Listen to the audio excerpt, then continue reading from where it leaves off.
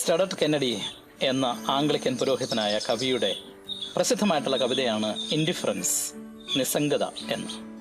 യേശു Birmingham എന്ന English നഗരത്തിൽ വരുന്നതും ആളുകൾ അവനോട് പ്രതികരിക്കുന്നതുമാണ് ഈ കവിതയുടെ പ്രമേയം. യേശു ഗാഗുൽത്തായിൽ വന്നപ്പോൾ ആളുകൾ അവനെ ഒരു മരത്തിൽ തൂക്കി.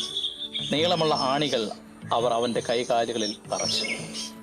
കൂർത്ത മുള്ളുകൾ കൊണ്ട് ഒരു മുടിയുണ്ടാക്കി അവർ അവനെ ശിരസിലണിയിച്ചു. അന്ന് കാലം പരുക്കനായിരുന്നു, മനുഷ്യജീവൻ നിസ്സാരവും. യേശു ബർമിംഗ്ഹാമിൽ വന്നപ്പോൾ ആളുകൾ വെറുതെ അവനെ കടന്നുപോയി. അവർ അവനെ തെല്ലും പരിക്കേൽപ്പിച്ചില്ല. ആളുകൾ പരിഷ്കൃതരായിരുന്നു, മാന്യരും. തെരുവിൽ അവനെ വെറുതെ മഴ നനയാൻ വിട്ടിട്ട് അവർ വീടുകളിലേക്ക് പോയി. ലോകം ക്രിസ്മസ് ആഘോഷിക്കുകയാണ്. എല്ലായിടത്തും ക്രിസ്മസ് ആഘോഷിക്കപ്പെടുന്നു എന്നതുകൊണ്ട് യേശു കൂടുതൽ സ്വീകാര്യനായി ഇന്ന് എന്ന അർത്ഥമില്ല. യോഹന്നാന്റെ സുവിശേഷം 1-11 നാം വായിക്കുന്നു, അവൻ സ്വന്തം ജനങ്ങളുടെ ഇടയിലേക്ക് വന്നു, സ്വജനം അവനെ സ്വീകരിച്ചില്ല.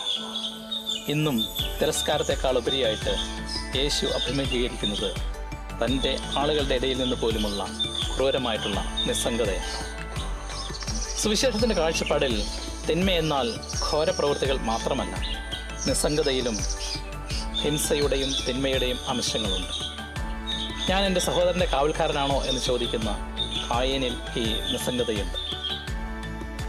തൻ്റെ വീട്ടുപടിക്കൽ രോഗിയായി ദരിദ്രനായി കിടന്ന ലാസറിനെ അവഗണിക്കുന്ന ധനവാനിൽ ഈ നിസ്സംഗതയുണ്ട്.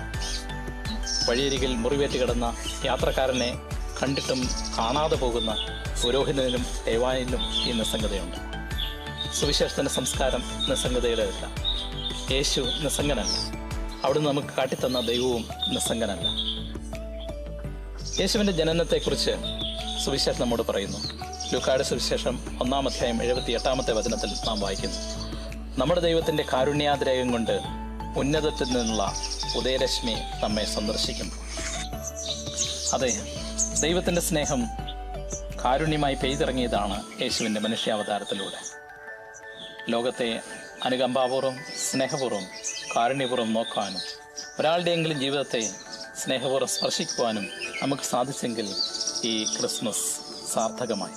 എല്ലാവർക്കും ക്രിസ്മസിൻ്റെ മംഗളങ്ങൾ നേരുന്നു.